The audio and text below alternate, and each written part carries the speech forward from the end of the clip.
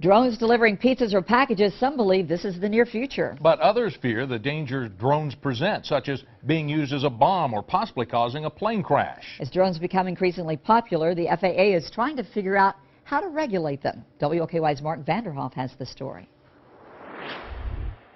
The FAA has proposed some new rules for drones, which should be finalized by spring. But it's important to note those rules would not apply to recreational users. The FAA doesn't regulate hobbyists, and that has some people concerned. Standard visibility 25 miles. Temperature 68. At first, I didn't know what it was.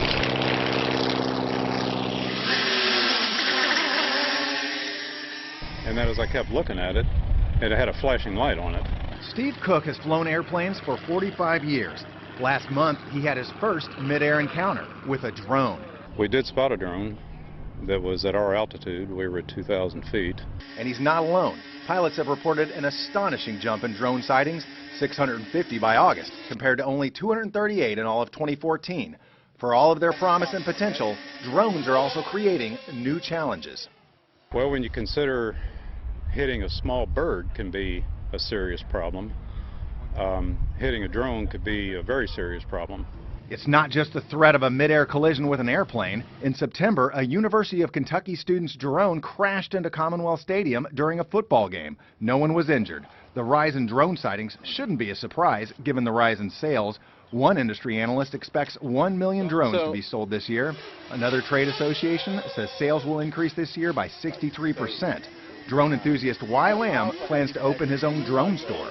I think all of us at one point had a fascination of wanting to be a pilot, right?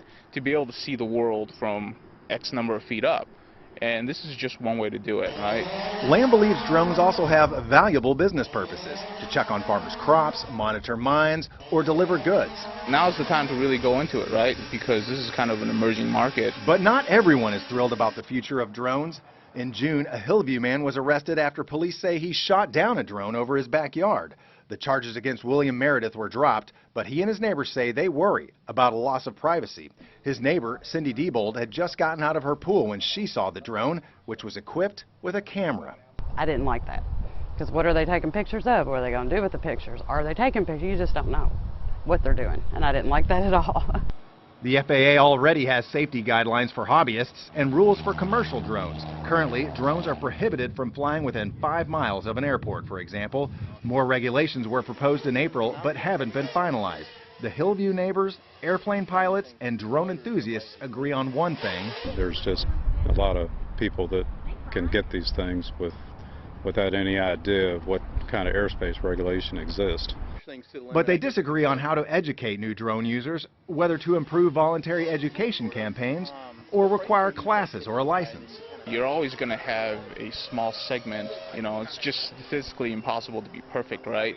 That's going to do something dumb with these things. And, you know, our hope is that, one, it doesn't hurt anybody, and two, you know, we can solve this either through technology or education. Mark Vanderhoff, WLKY News. Here's a look at some of the possible changes to commercial drone regulations. Again, these do not affect recreational users. The maximum height drones could fly above increase from 400 to 500 feet. Pilots would have to pass a test and be at least 17 years old, and pilots would have to have the drones in the line of sight, limiting how far they can fly.